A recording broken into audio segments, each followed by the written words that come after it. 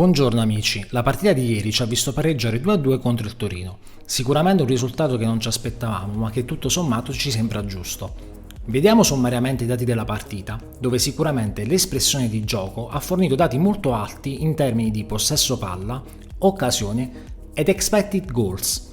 Nel primo tempo abbiamo assistito a una partita più equilibrata, dove il gol preso è stato un fulmine a ciel sereno, mentre nel secondo, nel tentativo di recuperare, abbiamo fatto un vero e proprio forcing nell'area avversaria.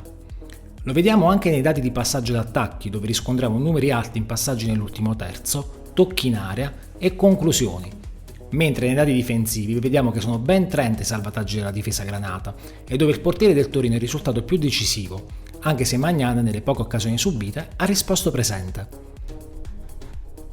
Guardando le posizioni medie possiamo notare come il baricentro del Torino sia stato mediamente basso, condizionato anche dall'andamento di gara.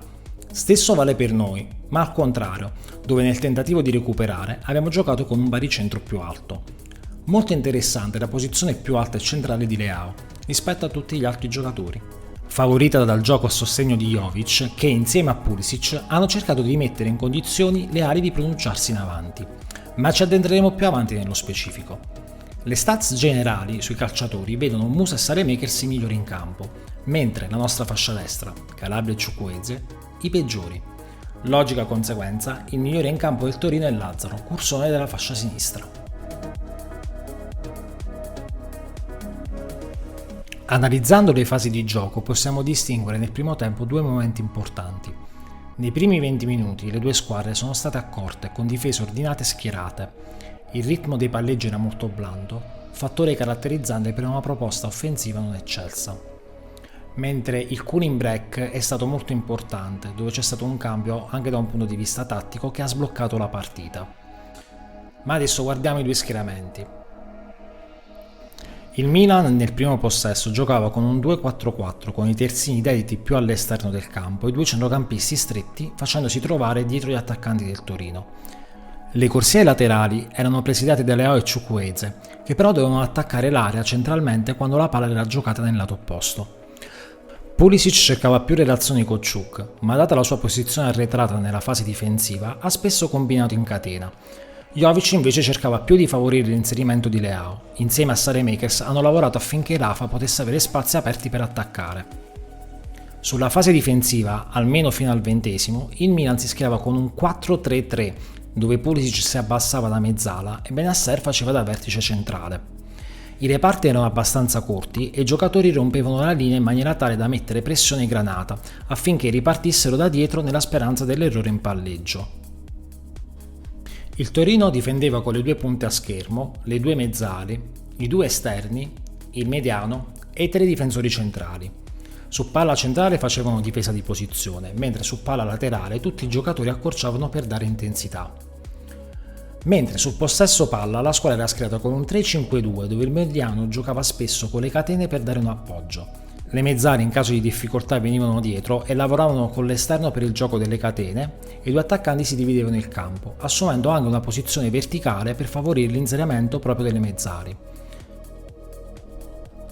Il cooling break ha cambiato l'inerzia della partita.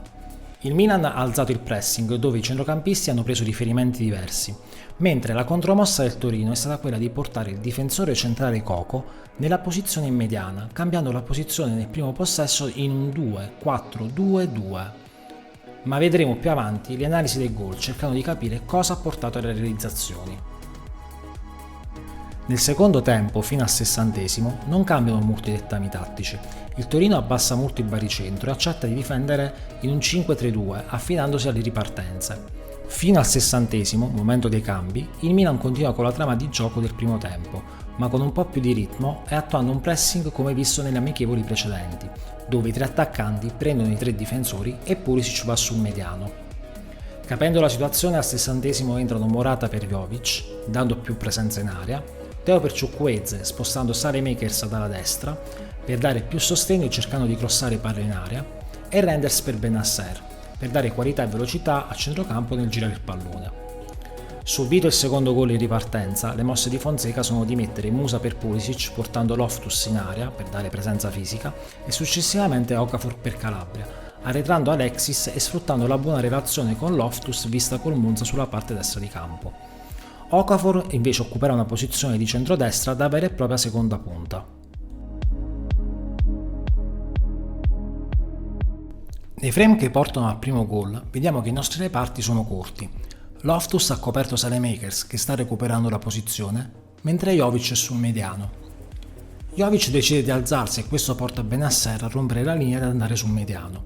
La palla va a Masina che trova Linetti, terzo uomo, che ha il corpo rivolto solo al suo lato sinistro, quindi il passaggio diventa scontato alla mezzala sinistra. Ilić, e probabilmente con una lettura migliore avremmo potuto attuare una marcatura maggiore per non consentire di giocare palla. Il principio fondamentale della pressione è proprio che quando la palla va lateralmente si può attuare una pressione maggiore affinché non venga giocata la palla in avanti. La difesa è sempre in linea e Loftus copre la zona centrale, avendo comunque il suo uomo alle spalle. La buona copertura rallenta l'azione del Torino. Ilić scarica a Lazzaro e si sovrappone. E giustamente Pulisic e Calabria fanno un cambio di marcatura. Lieti nel frattempo viene seguito da Bennacer. In questo esatto frangente c'è uno spazio libero, ci potrebbero essere tante letture in merito, sta di fatto che quella zona viene occupata da Zapata, che indietreggiando fa rompere la linea difensiva a Tomori.